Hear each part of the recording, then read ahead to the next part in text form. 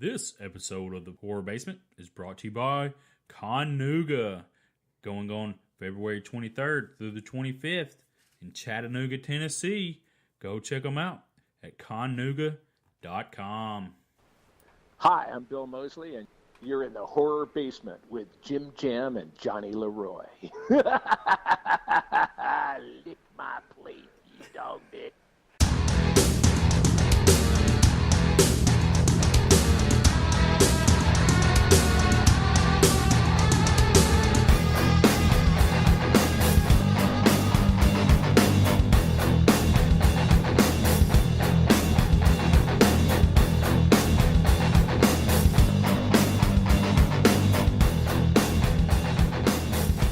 Welcome to the Horror Basement, the Tennessee Horror News Podcast. I'm one of your hosts, Johnny Leroy.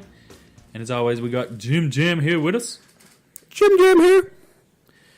What is up, guys? We hope you had a happy new year and a safe new year. Yep. And we hope that the new year brings in big things for everyone out there. Especially us, Tennessee Horror News. Well, that's a little... well, I mean, of course, but I don't know if you... I would bring big things for especially our friends from CML Entertainment. For sure. On YouTube, check that shit out. Horror Amino. Everybody needs to check that out. The social media app for all horror fans. I know, all kinds of shit on there. And what's that toy company? Nightmare Toys. I think he got you, Christy. Yeah, I got you. Yeah, Nightmare Toys, you know, just like supporting indie horror, support local small business as well. Yeah, support our podcast. It's a local small business. Yes, exactly. Right now, a non-profit. Yes, very non-profit.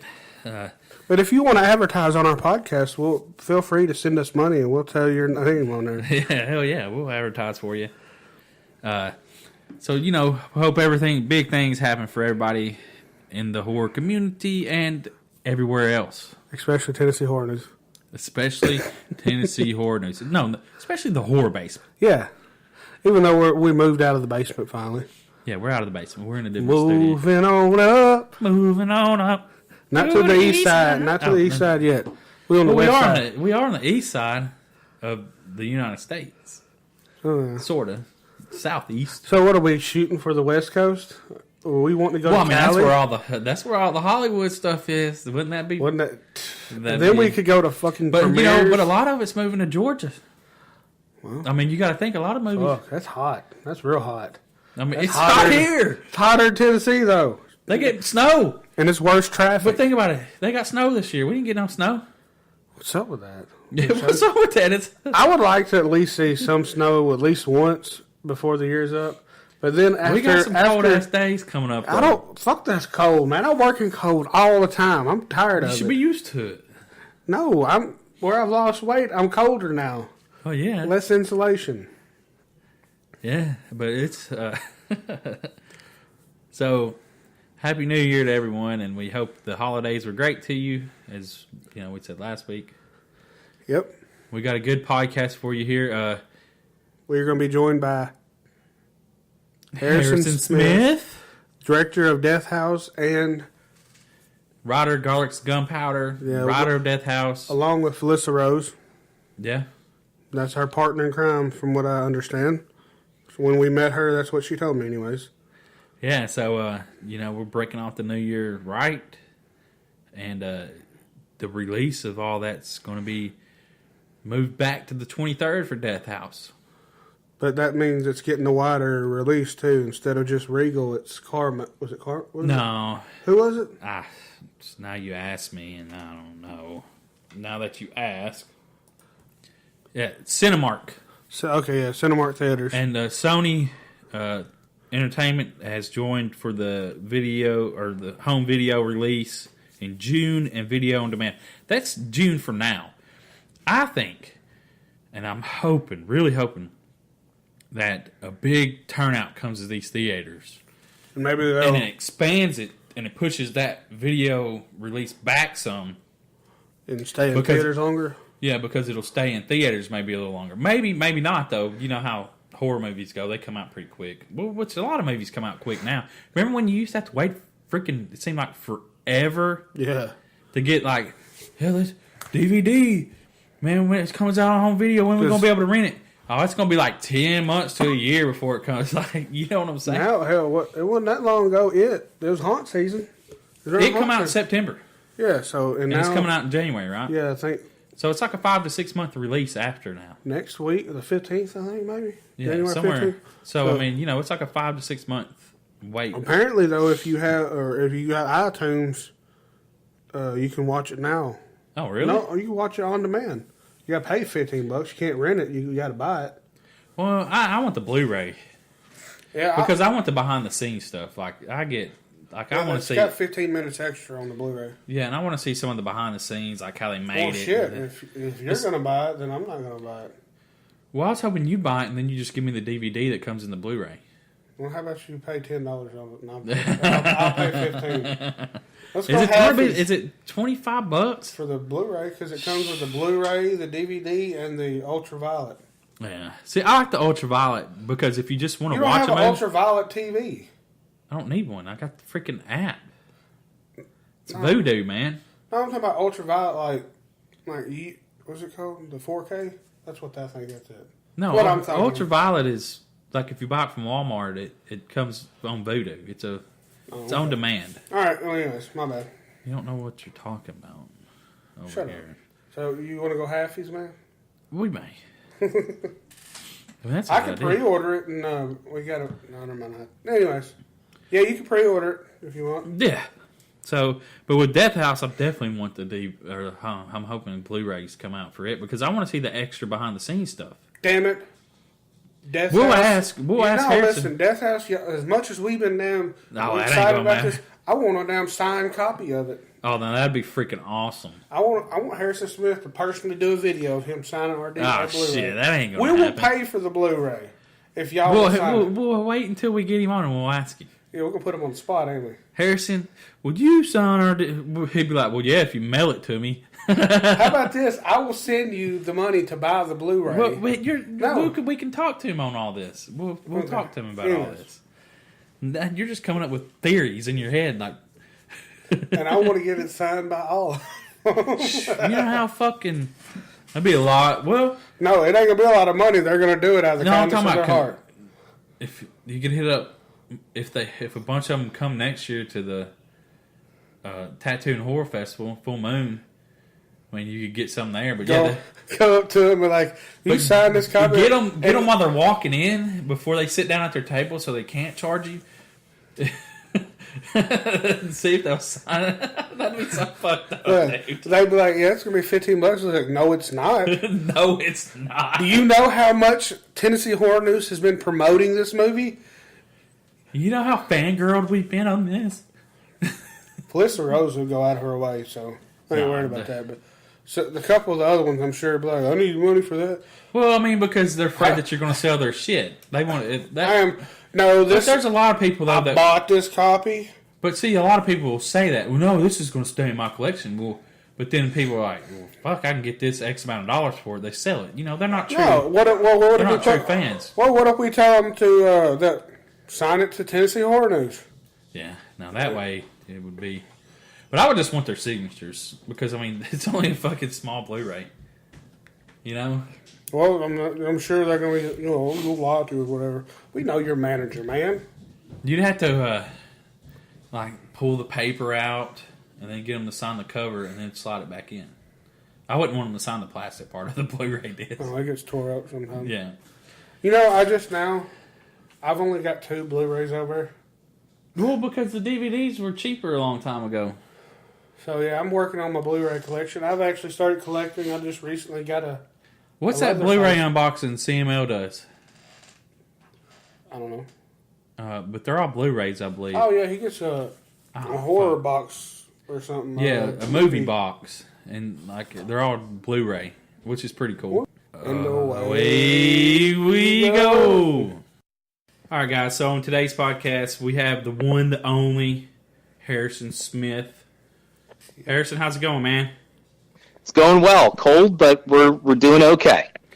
Yeah, it's very cold here, too. We just discussed that. But and Merry Christmas. You too. Thank you. yes, thank you, and have a safe and a happy New Year. When That's the plan. the safe one is my main goal. Because You're right. as we all know from your live video or your video last night, it's going to be a good 2018, right? That is Exciting. what I'm hoping. That's what they're telling me. Yeah, we can discuss that, and it's just interesting to see how this all plays out. Yeah, that's what. So, That's what me and Jim Jam were discussing in our intro before this interview about if no one, just so we lay it out there, February 23rd is going to be the release of Death House to correct. theaters, the theatrical release, and Sony come aboard to distribute, which is pretty freaking big, right? Yes, And that's going to happen in June. Is that correct? that is correct. Yeah, what happened was they originally were going to. Here's how it was going to go down, and you're getting the full story here because a lot of people don't understand how the distribution system works, and quite frankly, a lot of people in the distribution system don't know how it works because it's changing so fast. I mean, a film like Halloween or the original Friday the 13th would not get a theatrical release today. It would be a home video release, that kind of thing, SVOD, streaming, whatever. But theaters are so particular now because, number one, there's so much content. And number two, it's so readily available everywhere that theaters are extremely selective. So if you have a horror film and it's not backed by a major distributor like Universal, Paramount, or something like that, man, good luck getting into theaters, Oh, yeah. So what happened was, the Hanover House came in and they really liked the film and they offered a decent theatrical with this with the option to expand it. And they at first came to us and said, we want to get this out right away because we know fans have been waiting. And how about, the end of November of 2017? And I said, no. And I said that to my producer, Rick Finkelstein of Entertainment Factory. I said, I got two words for you on that. Star Wars. Yeah. That's it. Once you hit Thanksgiving, it's the countdown to Star Wars. And so you release it at the end of November. It gets maybe 2 weeks of play against all the Christmas movies that are starting. And let's face it, Christmas time is not the time to really release a horror film. And all the theaters are going to want to do is move us out to make room for Star Wars. That's what it's going to be. So then they decided January 19th. They were going to go with January 26th, and they moved it up to the 19th. And then you've got the issue again, Star Wars, because you have theaters out there that are trying to make every buck they can, and the holdover on Star Wars is still going strong. So, what are they going to do? Give up their screens for Death House? Or are they going to keep what is already they know is making money? So, they're going to say goodbye to Death House, and they're going to put Star Wars in 2 or 3 other houses to hold it over. So, they decided, well, what do we do about that? Because then also you have the awards movies. A lot of these, films, these companies are now campaigning for their films to have screen time so they get qualified for the Academy Award, the Golden Globe, the Indie Spirit, all of that stuff. So you got this really bad perfect storm is what it is. And then all of a sudden Sony Pictures came on board and said, listen, we really like the movie. We want to do the home video. And if it does well domestically also, they're thinking of doing the foreign. So, yeah, this is all really good. So it's but Sony was the one who said to Hanover, why don't you hold off and give it a late February, end of February kind of release. There's still nothing out there. There's no competition. The awards stuff is over. Star Wars is now gone, and then you don't have to worry about all of that because otherwise, and we're not just competing against Star Wars, you're competing against Coco, you're competing against Ferdinand, you know what I mean? You're competing against all these things that also have $45 to $150 million marketing campaigns. Mm-hmm. So we don't have that. So, I mean, what choice do you have? You know what I mean? You go, well, okay, if you're the distributors, you know best. And of course, you're going to get people in the horror community go, oh my God, I've been waiting forever. It's no, you really haven't. Okay, that's number one. No, you haven't. And number two, Gunnar was trying to make this movie over 5.5 years ago. Yeah. So it's made now, and it's good. For example, Dread Central, we let them sneak screen it. They loved it. They said this is going to do well. We know we made a good movie. So we just want to make sure that it gets out there right, because if not, and then you get horror fans and you go, okay, they threw it out there, and guess what? It didn't play anywhere near you, and now it's gone. So which would you rather have? It gets delayed another 4.5 weeks, and then, the chances of it landing at a Cinemark or a Regal theater near you are far better, and you get a chance to see it on this big screen instead of it was out there and it got its ass kicked and it's gone. Yeah, that's what we're hoping is I looked up the Cinemark theaters around here, and there's one in like Oak Ridge, and then there's one in like Alabama or somewhere. Yeah.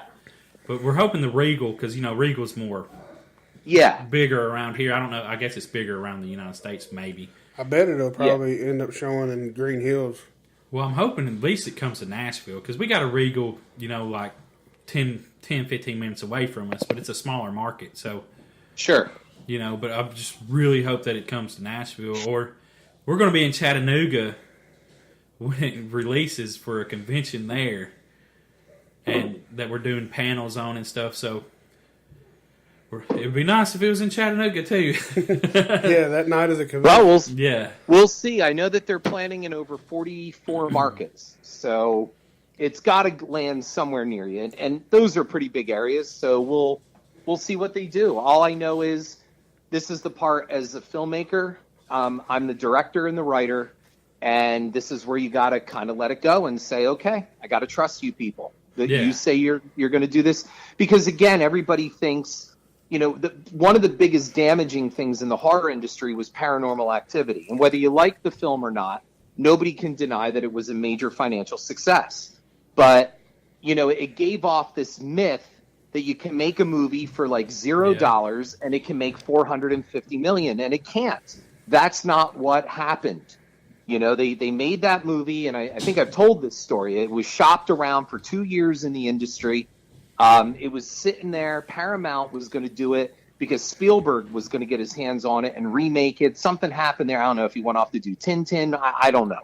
But anyway, they had the rights to it. So what Paramount did is they said, well, let's try a Blair Witch on this thing. So they cleaned it up. They put like $2 million into it, reshot scenes, cleaned up the sound, put in CGI, and then they put this marketing campaign behind it of about, I think they spent like 45, 50 million on it. Good. And, they did that bullshit stuff of the green night vision where people are jumping and being scared. Well, what they didn't tell you was those weren't movie theaters. Those were on the lot studios, screening rooms.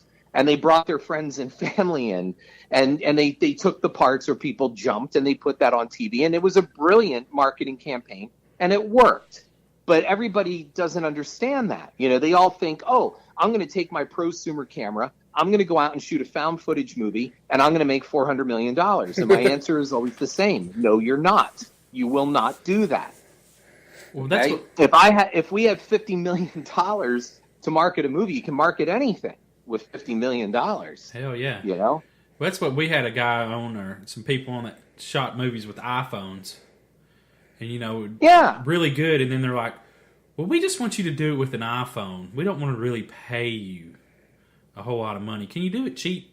They're right. Like, I want to shoot bigger films. I want to, actually make money. I don't want to, they're trying to make the money off of them, which is crazy. Yeah. And look, some people make some money off this stuff. And, again, if this were 25, 30 years ago when DVD was still in its heyday, it's a different story. I mean, people think now, especially indie filmmakers, they find out the hard way, and I found out the hard way because you used to hear of the stories of they shot an indie film and they took it to the festival and they sold it for twice of what they made it for.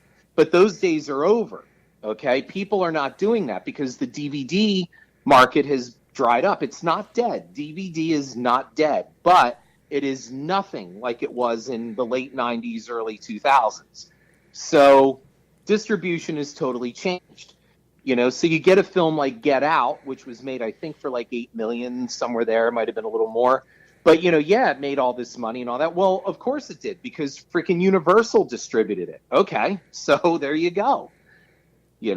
Oh yeah. So it's like you got to see who's behind it, and it's just there's so many outlets for this stuff to be played on. You've got streaming, you got SVOD, you've got everywhere. I mean, it's just everywhere, and I don't know. I mean, I don't even know if Netflix is a good thing. I mean, it's great, like, for example, any indie filmmaker listening to me right now who has their film on Netflix, and I've had several of my films on Netflix, they don't pay a lot.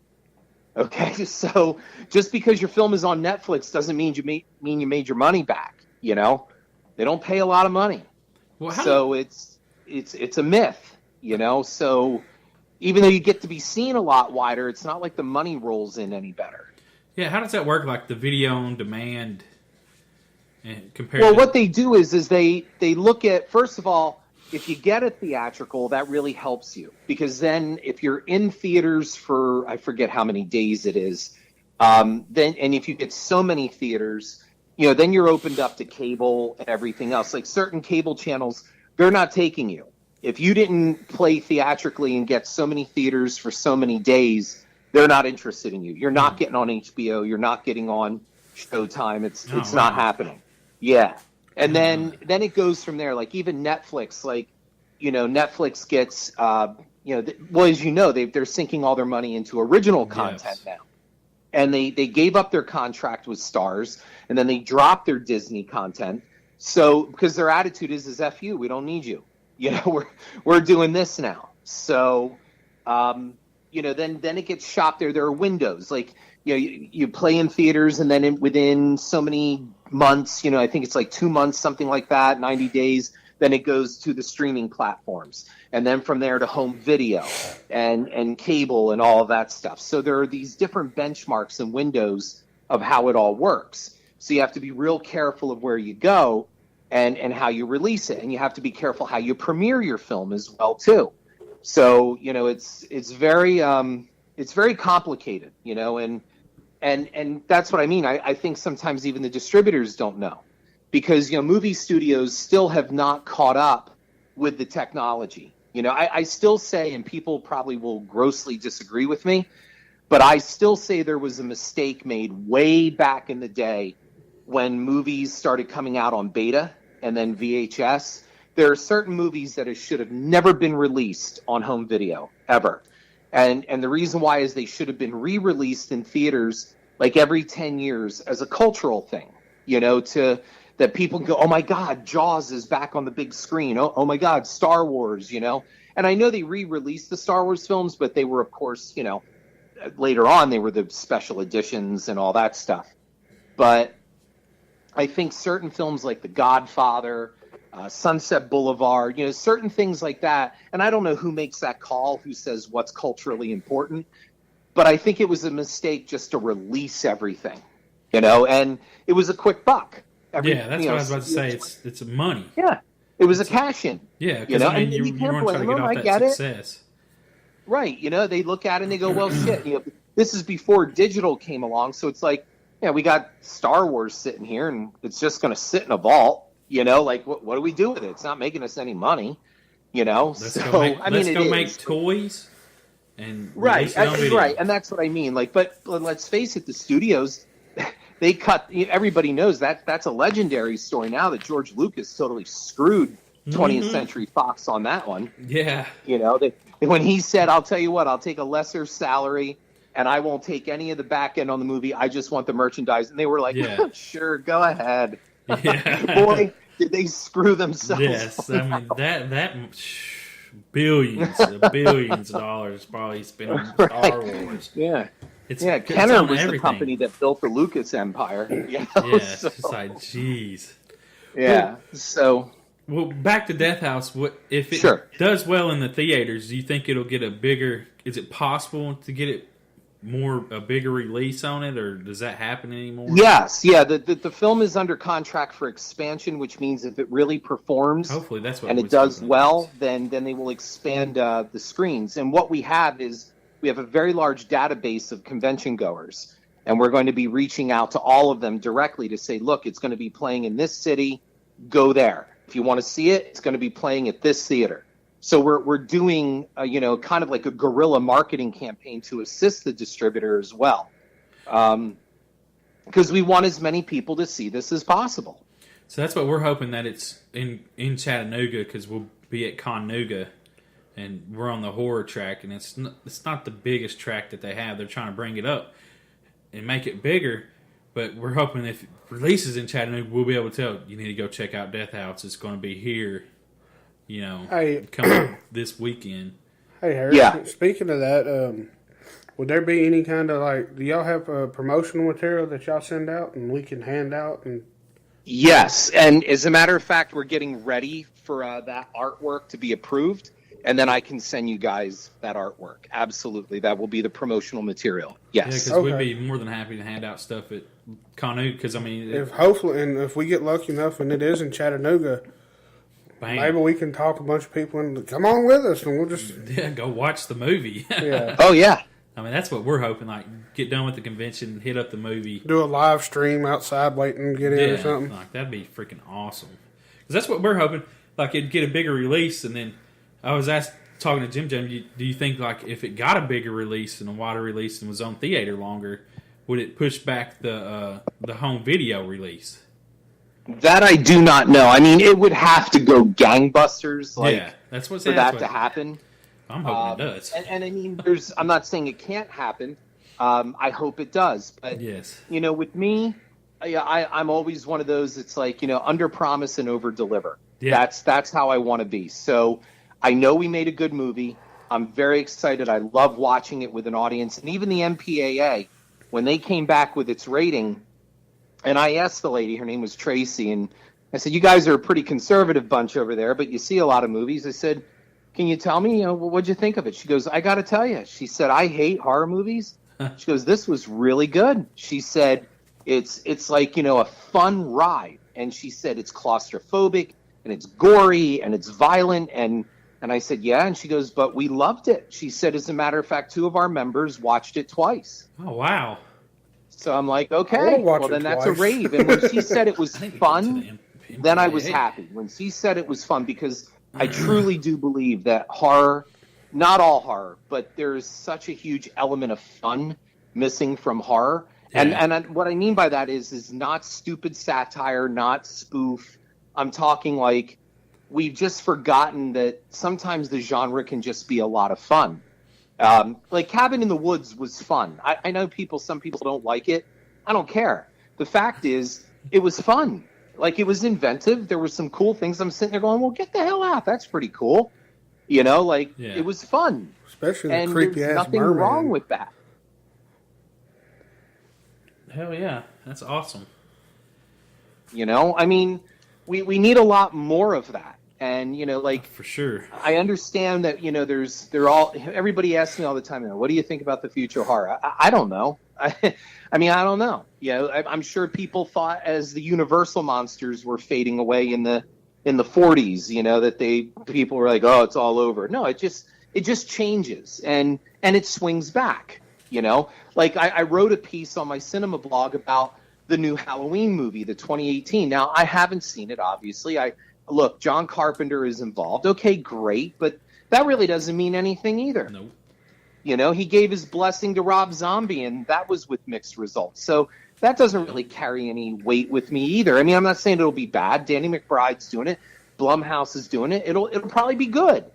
What I'm trying to say, though, and what my article tackled was, do we really need it?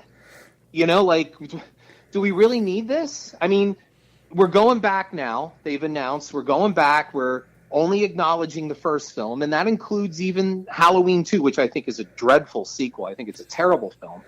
But, they're ignoring that one. And now it's kind of picked up what they say, like in an alternate universe. And my answer is, what? Okay, I guess, but why do we need this? It's like a World 2. You know what I'm saying? Like Earth 2. It's like different Earths. So what is it going to be like?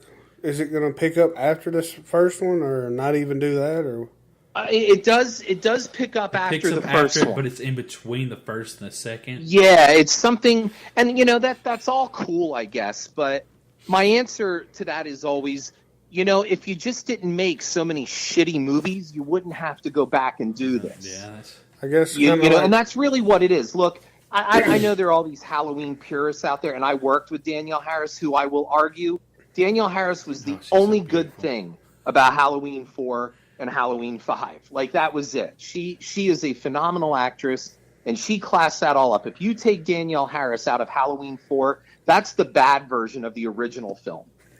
You know what I mean? Like, Halloween 4 is everything that the first film could have been if it was made by people with no talent.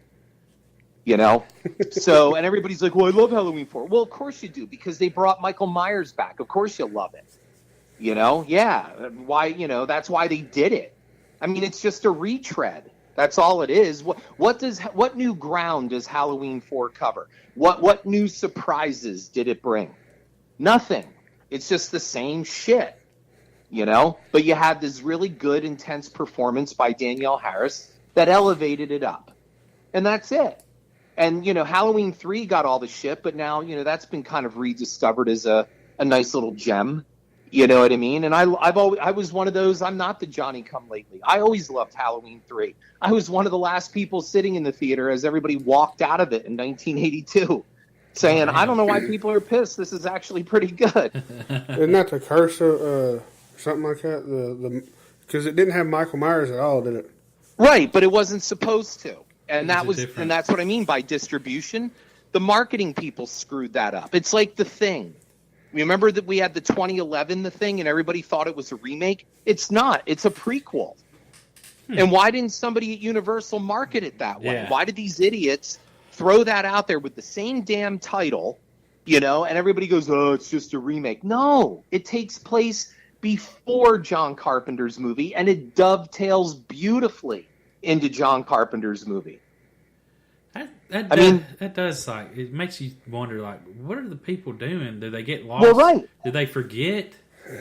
Well, I don't understand, because you got independent filmmakers like me that are fighting for every dollar that we can to make our films. And there they spent, Universal spent what? Probably 20, 25 million on that Thing prequel, right? And then just to make it and then just to throw it out there and not even give. And look, they did the same thing to the original 1982 film, if you remember.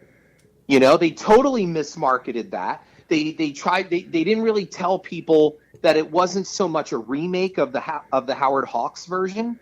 You know what I mean? The James Arness version, which it really isn't. The black and white Thing from the 1950s has almost zero to do with the source material that John Carpenter used from the Campbell novella. The novella is about a shape-shifting alien. Howard Hawks' movie is just this, giant, angry, Frankenstein-like alien that's killing people in an ice station.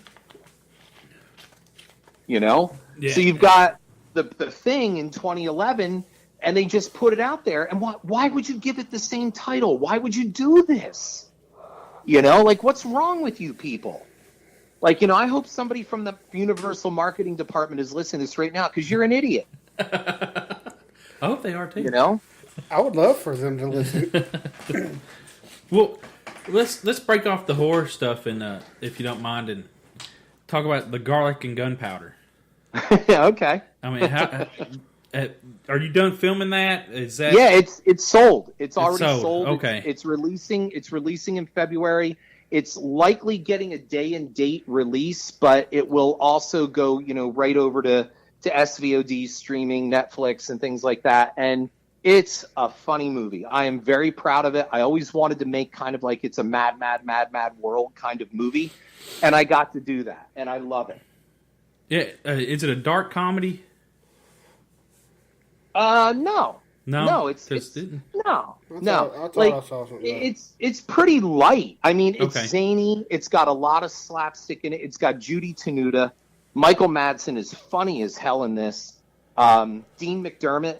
He and Marty Cove as these two idiot federal agents, and you've got James Duvall and Stephen Chase, who just play these kind of inept wise guys that it's not even a mafia spoof. They're not really mafia guys. They're just these hoods that do jobs for people, and they work for this crime boss played by Felissa Rose, who's in this 300-pound fat suit, and she plays Ma. Yes. She's like literally the biggest drug dealer in the city. And, it's a lot of fun, and at the end it becomes this like Cannonball Run kind of mad world kind of movie. So no, it's not dark at all. It's very upbeat and funny. There's some dark humor here and there, and there's some politically incorrect humor, which we wanted, but no, it's not a dark comedy. Yeah, I don't know where I heard that. It might have said something about dark humor or something in it. Cause, I know I was watching, when y'all was filming it, I was watching the live Facebook of y'all filming the scenes, I guess, in the desert or something, or where. Oh, yeah, we were out in the desert, yeah. So, but yeah, we also got to talk to Felissa at Full Moon in October. And Great. She was talking to us about you, and she is, oh my God, how nice is that woman? Oh, Felissa is just beyond sincere and kind, and that's why it was so much fun watching her play Ma, who is just this obnoxious and vulgar and mean-spirited woman. So I gotta see Felissa vulgar. That's gonna be awesome. She is absolutely vulgar in this, and she's wonderful in it. She's chomping on this cigar. In fact, I have to give a shout out to the makeup effects crew, because they made her up so well that when she showed up on set the first day in the Ma makeup, nobody knew who she was, and somebody came over to me and said, "Harrison, who's that fat bitch?" Oh my God! Wow! And I'm just like, dude, that's Felissa. He's like, get the fuck out! I said, that's Felissa. Who's that? She's walking around going, hey, I need some more food over here. Like she's talking like nobody knew it was, because Felissa's always so like, hey. good. Yeah. Oh yeah, she's real. She's a sweetheart. Yeah. Oh yeah. Yeah, Felissa is one of the most genuinely nice human beings I have ever met. She's a hugger too. Yeah. Well, that's why she's always got lines at her table, and I mean, she makes fans, when they come to get their autographs, she makes that person feel like she's there just for them. Oh yeah. And then while I was waiting on people to go through, because we interviewed her, like every person that come up, she was just like so ecstatic that they were coming up and having her sign stuff. And she's a wonderful mother on top of it. I don't know how she does it. She's got 3 kids, and her kids are the most well-behaved, conscientious, and compassionate kids. They are the nicest freaking kids, and they all have really funny senses of humor. I just don't know how she does it. I'm always in awe of Felissa. Oh yeah, while we were sitting there, I was trying to get the mics ready.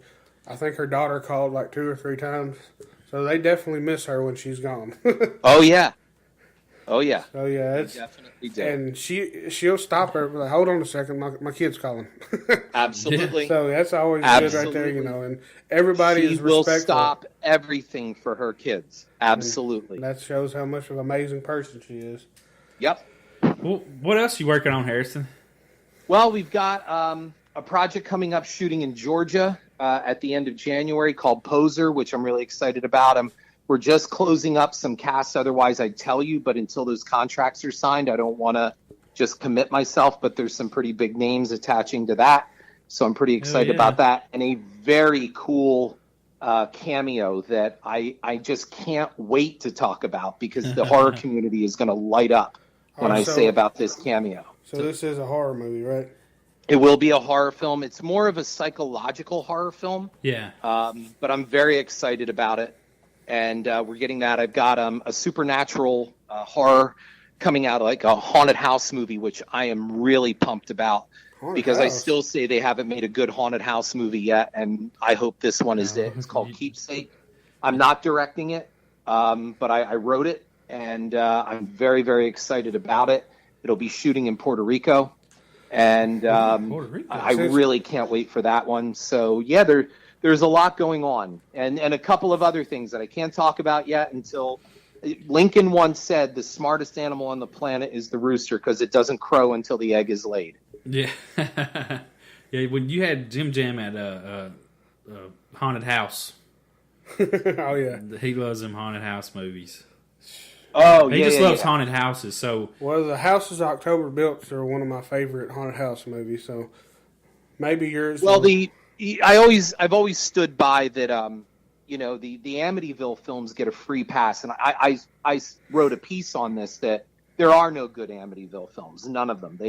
From the original 1979 all the way through the crappy remake from 2005, and this crappy one that was so bad that they put it on Google Play for free. Really? And it, oh yeah, it was called Amityville: The Awakening or something. Oh, yeah, I didn't watch it. You know, and Jennifer Jason Leigh was in it. What is she doing? Like, why would you do that? But I don't know. I mean, look, all I know is the point is that none of them have ever been good, and I list why. And if people enjoy them, fine. Like, for example, Amityville 3D, remember that one with Meg Ryan was in it, Lori Loughlin? I love that one. And it's awful. It's like a terrible film, but my God, I love that movie. And, you know, so, I mean, I'm not talking about if you enjoy them. What I'm just saying is from a technical standpoint, from a production standpoint, they're shitty movies. They're terrible. And everybody seems to forget whether it really happened or not. And I don't believe the Amityville story. I think it's one big hoax. However, people forget that a family really did die in that house. Yeah. You know, like they were all murdered. And those poor people have to go through this every time they release one of these shitty films. Yep. You know? And you think about how much money was made exploiting that family's tragedy. And I've often wondered, did the filmmakers in the studios, did they ever set money aside for like a scholarship in the name of the kids that were killed? Or, I mean, I know they don't have to do that, but you know, everybody talks about like paying it forward. I mean, you made a lot of money off of somebody's tragedy. You know, you really did. And, you know, because it happened in the public eye, they don't have to pay anything to the family. And in most of the films, they name the family by name. So can you imagine, like, kids that go to Long Island, you know, high school on Long Island and stuff, or in Amityville that are related, and they go, hey, was that really your family that got shot? You know, oh, did your uncle really have sex with your aunt? You know what I mean? Like, remember there was the incest thing in Amityville too, and it's like, imagine what those families have to go through with every time they release one of these things. So you know? Hopefully they're done doing that. Ooh. No, they're not done. No, they'll do it again. And here's the thing. The Amityville book, the original Amityville book, you know, whether, again, it's true or not, it doesn't matter. It had the blueprint for a perfect haunted house movie, and they blew it. Like, all you need are ghosts, dude. Why do you need somebody chasing someone around with a fucking axe? Like, why do you need that? You know? Why does George have to go nuts at the end and try to kill the family with an axe? Why does the house have to blow up in almost every one of these stupid things? Like, just give us ghosts. That's all you got to do. Just give us the ghosts, and we'll be scared. And that's it.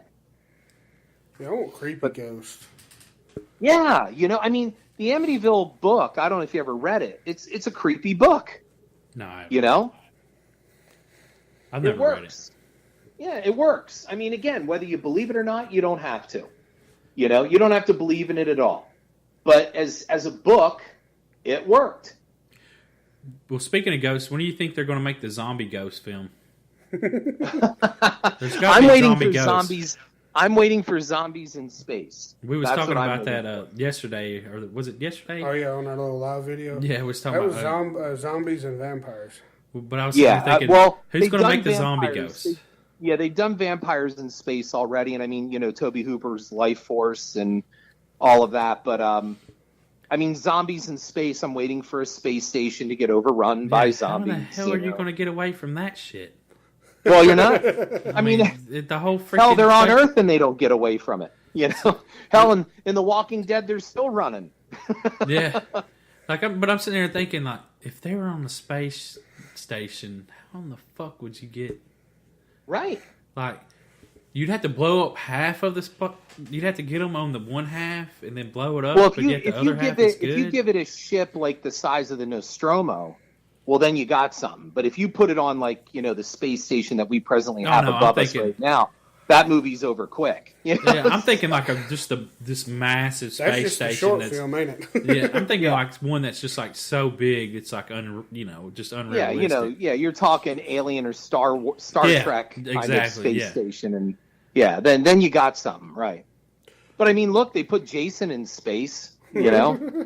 Well, what they could do, though, is at the end of it, like, everybody's good. Like, they survive the zombies, and then another ship comes by and just blows up the whole damn space station. Right, and then that's it. Yeah, then and that's it. Yeah. Or they can all the zombies come back from being loved. But then the one's floating in space, and he don't die, and he lands on the other space, because you know he's going to land on the other spaceship that just blew it up. Oh, there's a second. Well, hell, I mean, it worked in Star Wars recently, right? I mean, you saw that, didn't you?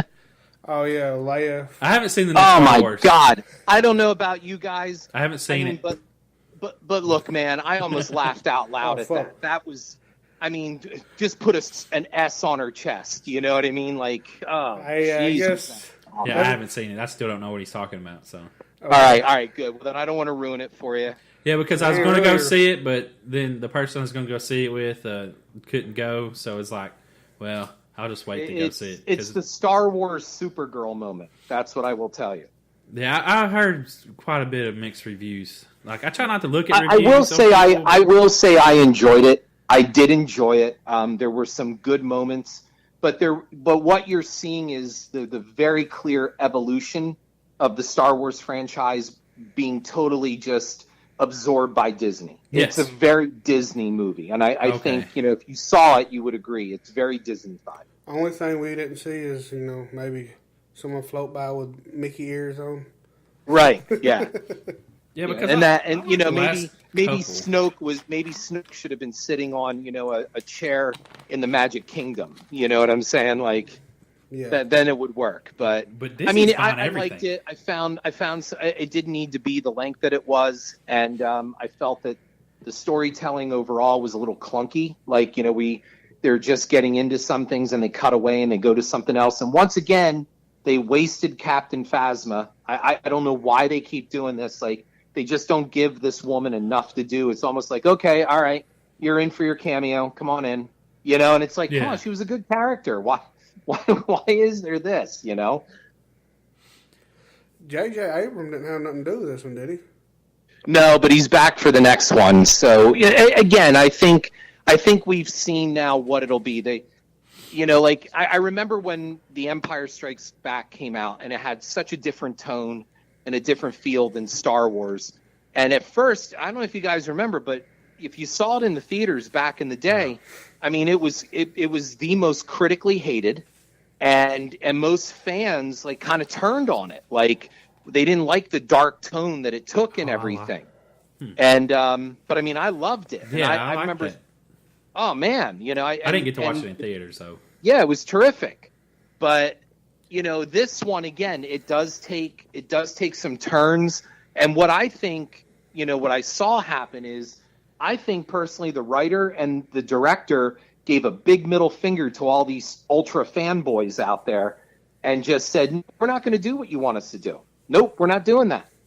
And kind of did that, which, then they had those knuckleheads that were demanding a petition to remake The Last Jedi. It's like, don't you people have anything to do? Yeah, that shit ain't going to work. Get a life. There's already somebody wanting just put $100 million in this movie or more, and they're going to They're going to go. Yeah, let's remake it for these couple of people. Yeah. About 500 people didn't like this, so yeah, let's go spend another $100 million to remake it for them. I think people have got to understand it's got to evolve because they're trying to get the new fans. But what you've got now, the difference that you have now is, and I don't even know how it's legal, but Disney is locking up everything. Yeah. I mean, they just need their hands on Star Trek. I mean, they've got Alien now. They've got the entire Marvel series. Yep. They've got Star Wars. They got Predator also. They've got Indiana Jones.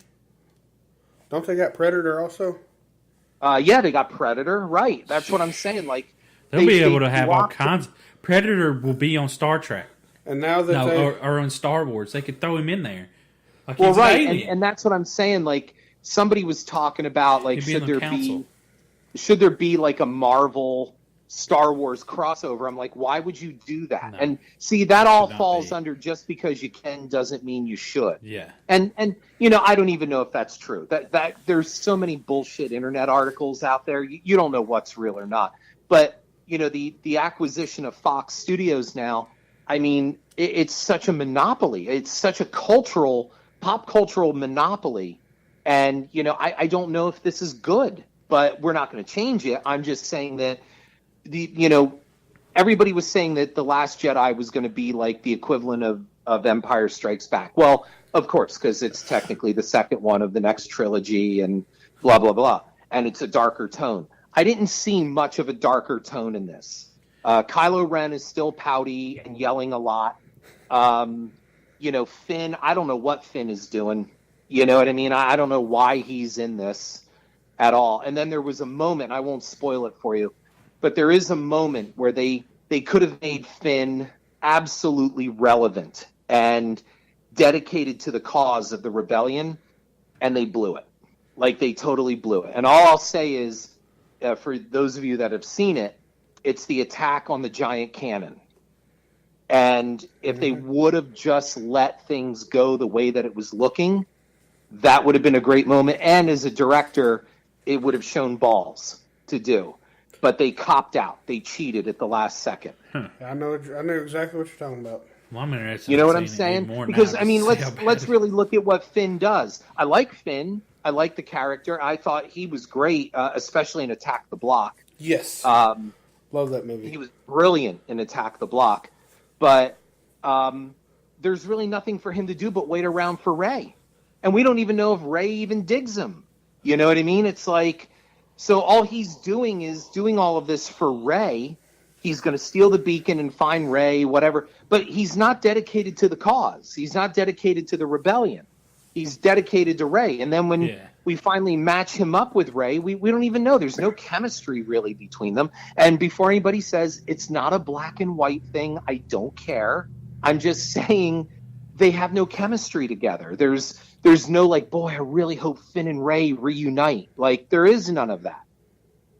And then there's a totally extraneous scene involving a casino that really was made, I think, just to build a cameo around Benicio del Toro. Like, that's it. I mean, you could cut out that whole casino scene and not miss it. That's true. You know? They wasn't there at all, hardly any, were they? Right. It doesn't add anything to the story.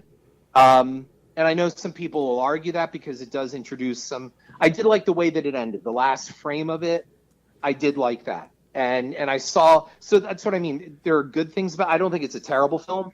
But I will say the Supergirl moment was one of those that I almost wanted to sit in the theater and go, get the fuck out of here. Like, come on. Yeah, I was like, yes, I was like that yes, too. we know women are strong. Yes, we know, because everybody's got to pander to that now. I mean, I don't know. I've been making independent movies where all my female leads have been strong and kicked ass, but nobody pays attention to that.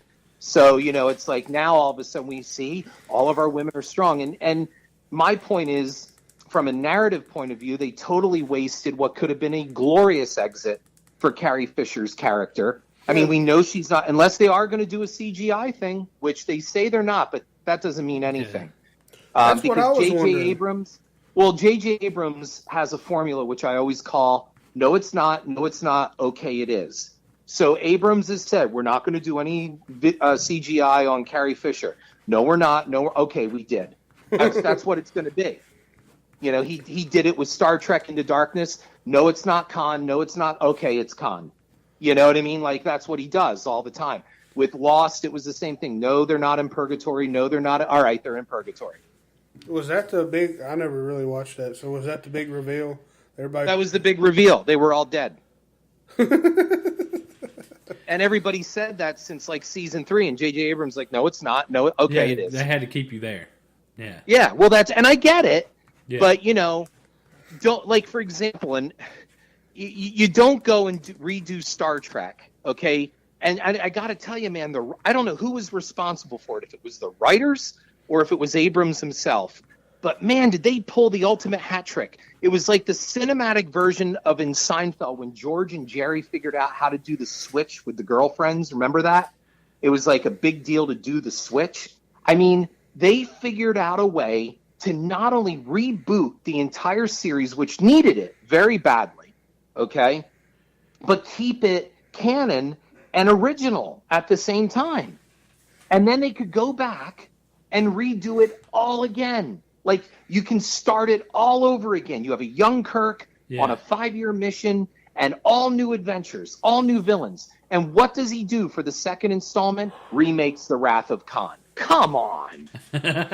I watched the first one. I liked it, but I don't think I watched the second. Reboot. I did like the reboot. I walked out of it going, the villain wasn't that great, but man, I really love Chris Pine as Captain Kirk, and there was a lot of fun to it, and I enjoyed it. And most of all, they did such a great job with Leonard Nimoy bridging everything together. When Nimoy I watched that meets on IMAX. Chris, you know what I mean? Like there was a lot to like about it, and then I thought, wow, as a writer, I walked out of that movie going, son of a bitch, that's great, that's genius.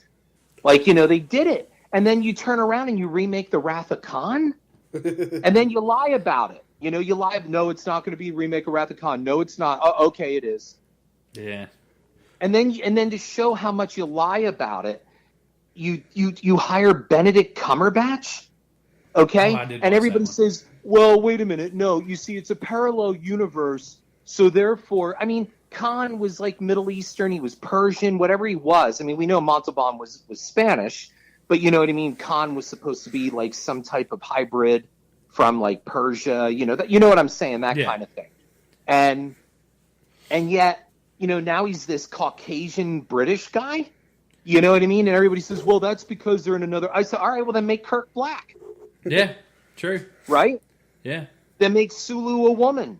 Yeah. No. Parallel universes don't change gender and ethnicity. They don't do that. They don't change race. They change events, but they don't change that. So no, you can't break that rule.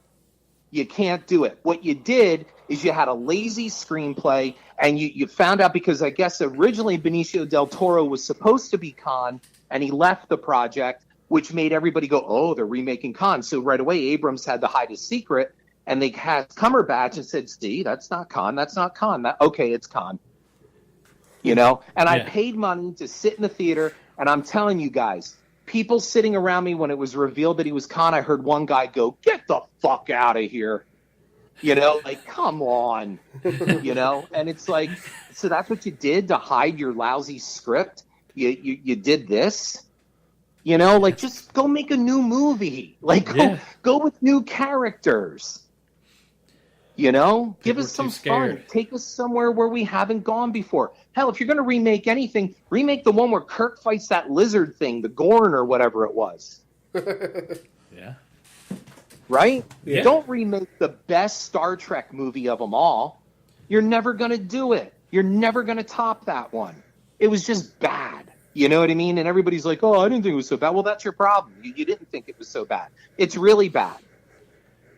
Hell, it's so bad that in this Star Trek Beyond, they don't even acknowledge it. Yeah, they were like, fuck that. Right? I saw that third one, and they don't even acknowledge the events of the second one. Yeah, they're thinking, maybe if we don't talk about it, no one will realize it happened. Right, that's what they do. That just never happened. I was sitting here thinking, since they're about to do another Halloween, what if they used the Chris Pine face as the mask? Oh, shit. That's funny. Oh, dude, that's that'd be funny. They should make hilarious. a Michael Myers Chris Pine mask. That's actually a really good idea. That would be or just have one sitting there, like he has two masks, like it's just in the background, like you'd have to really watch the film, like an Easter egg or whatever. Yeah, like an Easter egg. That'd be awesome. To have it That's back a good there. idea, guys. Yeah, you should write over to Blumhouse and just give that suggestion. Yeah, I'm gonna go ahead and I'm gonna copyright that. Yeah, that's a great idea. That would be hilarious. I hate to sound like that. Look, I would kill to have the money to make a movie like Star Trek Into Darkness, or to remake a Halloween movie. Look, it's not sour grapes. I'm just saying, I really hope that Halloween 2018 is good. I love John Carpenter. I've modeled my filmmaking career on John's model of hiring the same people and working with good people. And look, John deserves at least an honorary Academy Award for what he's contributed to filmmaking and the genre. And so, but I'm just pointing out that, instead of remaking and rebooting, try something new. But on the flip side, a lot of people don't want anything new. Like even with Death House, we we really tried to do some different things with this. We could have gone the lazy route, and the lazy route would have been, oh, look, there's Sid Haig, and he kills somebody. Oh, look, there's Tony Todd, and he kills somebody. We didn't do that. And we certainly didn't do Candyman versus, Captain Spaulding, or, you know what I mean? We didn't do that, I mean, we went for something different. We gave a very high concept kind of story. We give plenty of blood, plenty of boobs, plenty of action. You got boobs? Did you just say boobs? We got boobs. Yeah, they got boobs. Can you say whose boobs? What was that? Whose boobs? Whose boobs? Well, we've got, Courtney Palm won't mind me saying Courtney Palm's boobs. Nice. So hell yeah. It's we've given everything that the horror fans want. We have monsters in there, we have a lot of blood, a lot of violence, and we have some great performances. That's what's really good. Everybody who has seen this film has said, and Kane Hodder himself has said, this is his favorite film. Oh damn. Hell yeah. Are you going to put that as Kane has said that. He has said, this is the performance I am most proud of. And all of his compatriots that are in this film have said it. Bill Moseley said, he goes, this is Kane's movie. This is Kane's movie. Hey, can we get an advanced screening, please? I can't wait. And we shot it for a low budget. You know what I mean? Like, we really tried to aim higher than our budget. It just would have been easy to do the safe thing. And you always pay a price when you step outside the box. And look, I'm not saying I'm Spielberg, and I'm not saying I'm John Carpenter. But what I am saying is that if we're going to do this, we got to do something that's going to be different instead of just what's out there already and rehashing what's already done. And that's all there is to it. Like, I have no problem with – there's nothing wrong with a remake. There's nothing wrong with a reboot. Look, the remake of Invasion of the Body Snatchers, I think, is superior to the original 1950s version. We're about to watch a remake. Yeah, you could save us from watching a remake and just watch an original. Right. There's nothing wrong with it if it's done right. Like, for example, look at the movie True Grit. It's really not a remake. True Grit is more of a direct telling of the source material of the book than it is a remake of the John Wayne movie. It's really nothing like the John Wayne movie. And that's also with The Thing. The Thing was not a remake. The 1982 John Carpenter film was not a remake. It was a direct telling of the Campbell novel, Who Goes There, and which had nothing to do with that original black and white film. Like, the black and white film took like 3 pages of that novella and turned it into a movie. Yeah. Where Carpenter went back and did a straight adaptation, and it was really an original film, not a remake. So, I don't know. It's an interesting world right now. I would love to have the money to make some of these big budget things, and I hope one day I'm afforded the chance. Yeah. Well, hopefully we'll close it up here because going over an hour, and we hopefully that this movie will push that chance. Yeah. For you to be on. Well, I hope so too. I don't want it to. I don't want it to crash and burn. No. Sid Haig gave me some great advice when we did a sneak screening of this at Scaricon last June. We decided that the best place to give a sneak preview of this was directly to the conventioneers, to the people that Gunnar wanted this for. And Gunnar asked for that to happen. He said, look, I want this to premiere. He wanted the trailer, and he wanted a screening at one of the conventions. Well, Scaricon was a pretty big one. So we had a screening. The room held 250 people. We packed it to like 300. Like, the fire code said we can't even put another person in there. And Sid Haig said to me, he said, listen, he goes, do you have review cards? I said, yes, I do. He goes, make sure you hand them out. Make sure you collect them. I said, I'm going to. And he said, so listen, when you start going through them, he said, you want a lot of 10s, which are great. You want a lot of excellence. But he said, you also want some 1s and 0s. He said, what you don't want is a stack of 5s. Yeah. Nobody has an opinion. And I never forgot that. because I used to talk with Sid all the time during lunch while we were shooting. And I mean, he is just, I would just love to sit and just do a book on his life and his experience in motion pictures. But he, you know, when he said that to me, he said, because if you get the 5s, it means it made no impression on them at all.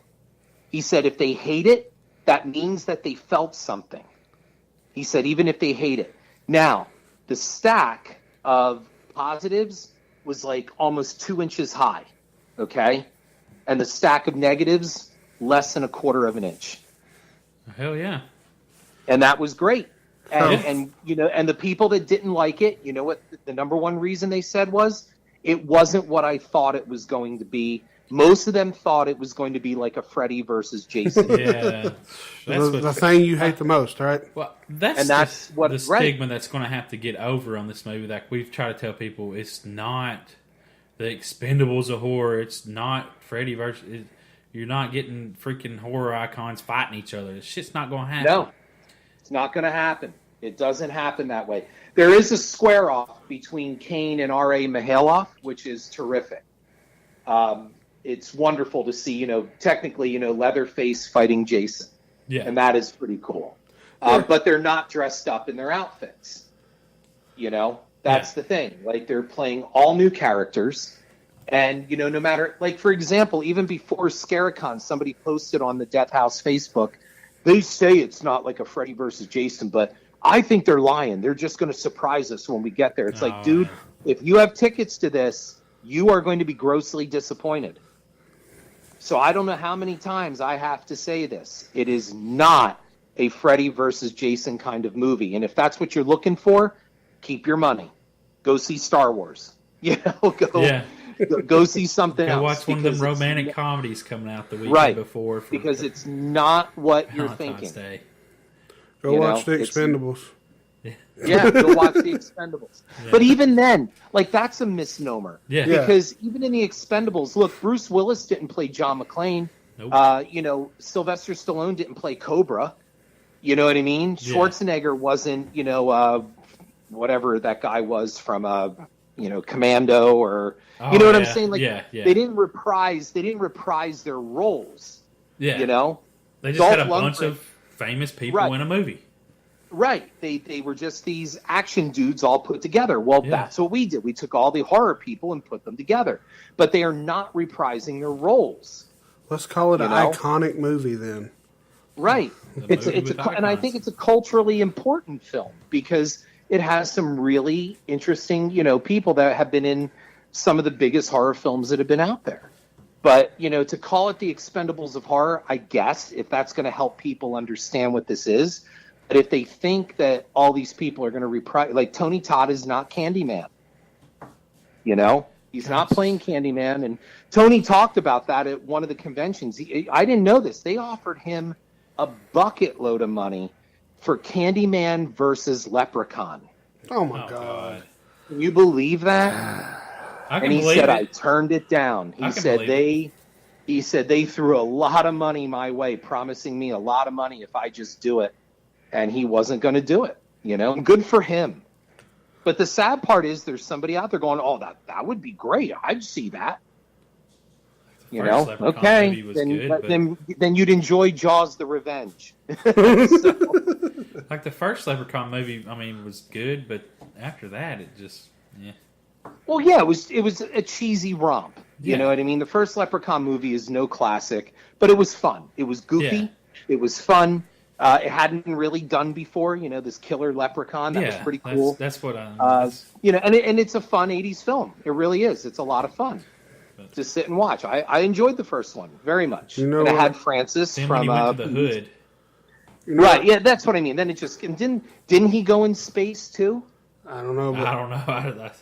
I think the leprechaun went to space, if I'm not mistaken, or they were planning on it. Space. Yeah, I think it was something like that. I don't know if they did it or they were planning it, but I know that was on the books. And then, because they were going to put Michael Myers in space. You know that, right? How the fuck would you do it?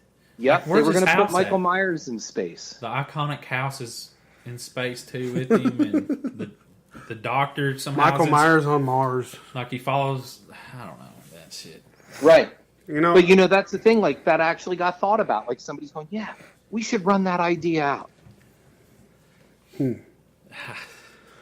Well, I guess people try to make money. Well, I'm glad the horror icons are turning down stuff like this because it needs to happen. Yeah, it does. It does. Like again, it falls under the heading of just because you can doesn't mean you should. Exactly. Hey, we really appreciate you coming on for the last minute, me texting. Sure, my pleasure. Yeah, man, it's awesome. Yeah, we appreciate you coming on, and make sure you check.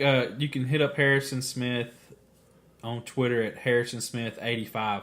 Just so if you disagree with anything, you can hit him up on Twitter. Argue with him there. I don't argue. I don't argue with people because everybody's entitled to their opinion, Yeah. And look, I'm not saying that I'm the definitive authority and I know everything. If I knew everything, I wouldn't be making just low budget movies. No, you'd be billions of dollars worth of movies. So, it's just simply I'm passionate about what I do, and I'm passionate about film. But look, somebody's got to love Jaws: The Revenge, right? And my attitude, and Jaws: The Revenge is kind of my shtick. Yeah. Look, if you enjoy something and it brings you pleasure, so what? Yeah. If you like a movie and nobody else, who cares? Enjoy. That's what it's for. Exactly. True. Oh, hell yeah. Yeah, we appreciate it, Harrison, and we'll be definitely talking to you soon. Yep. All right, that sounds great. All right, guys. So that was Harrison Smith. Great interview. Talked about more than just horror, but that's what happens. Yeah. I wanted to talk about his Garlic and Gunpowder movie because he's doing it, and they come on short notice. He didn't ask us to do it, but I really wanted to know what that movie was about, more about it. And then he got into Star Wars and everything else. I don't know how. Hey, shit ventures off everywhere. Oh yeah. No problem with it though. It's a good interview. Turned into the random basement. Yeah, it was a random movie. Yeah, but check us out on Facebook, Twitter, Snapchat, Horrormino, Instagram. Hit up our YouTube channel. Yep. Go like it. Go like our Facebook page. If you like what we do, hit up Patreon. Yeah, please, if you would. And where else? Listen to this on SoundCloud and all the Google Play and iTunes, and all Stitcher Radio. And don't forget Scurryface Radio. It's scurryface.com. Yep, 9 a.m. to 10 a.m. See, I'm working on it. Monday through Friday, or Monday through Sunday. Every day. Every day. And if you can listen to it anytime. On SoundCloud.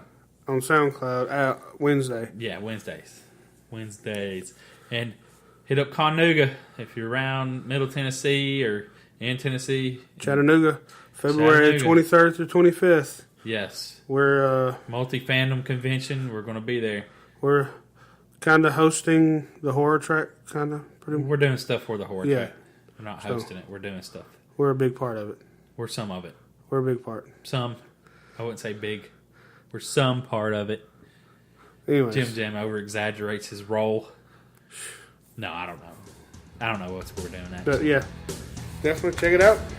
I guess that's all we got. Be out. Peace.